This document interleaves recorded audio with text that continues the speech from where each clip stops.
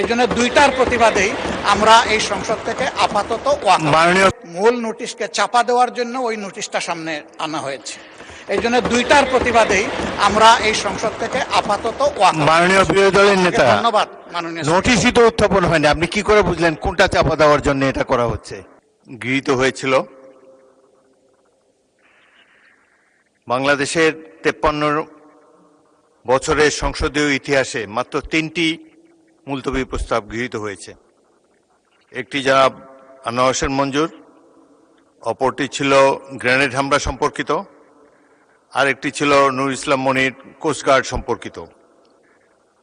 বছর পর বছর চলে যায়, কোনো মুলতবি প্রস্তাব গৃহীত হয় না সংসদে। তারপরেও প্রাণবন্ত আলোচনার জন্যে ডেপুটি স্পিকারের সভাপতিত্বে মুলতবি প্রস্তাবটি গ্রহণ করা হয়েছিল। এই আপনি জানেন যে যেই সমস্যার সমাধান আইন প্রণয়নের মাধ্যমেই কেবল করা যায়, সেটি নিয়ে মুলতবি প্রস্তাব হতে পারে না। তারপরে উদারভাবে বিরোধী দলকে কথা বলার সুযোগ দেবার জন্যে এটি গ্রহণ করা হয়েছে।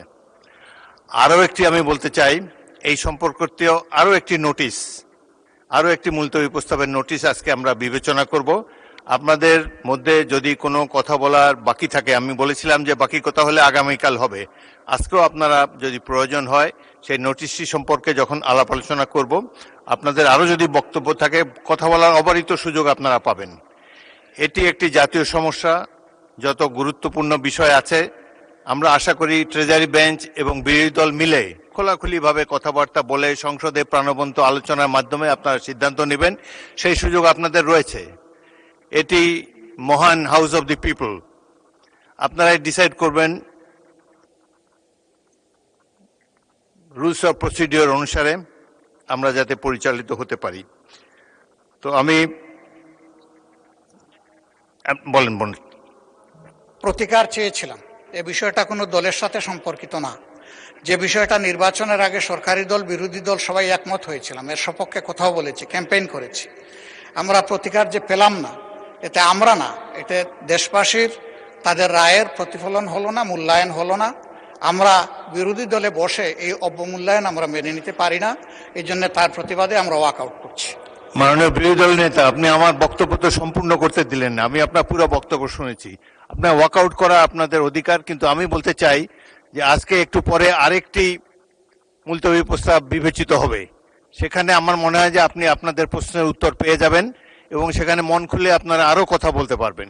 সুতরাং আমার অনুরোধ হলো আপনারা ওটা শোনেন, তারপরে যদি ওয়াকআউট করতে পারেন প্লিজ ফিল ফ্রি। তবে প্রস্তাবটির ভাগ্য কি নির্ধারণ হয় সেটি আপনি দেখার জন্য একটু অপেক্ষা করে দেখতে পারেন।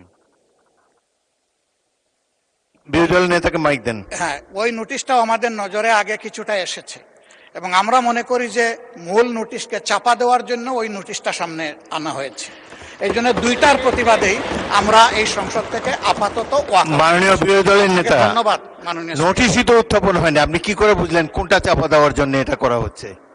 আমি অনুরোধ করছি একটু ধৈর্য ধরে অপেক্ষা করেন, নোটিশের বিষয়বস্তু শুনেন, তারপরে আপনারা feel free to walk out. আপনার অ্যাবসেন্সে এই হাউসে এই নোটিশটা পড়া হয়েছে, সংশ্লিষ্ট সদস্য এটা পড়েছেন, আমরা শুনেছি।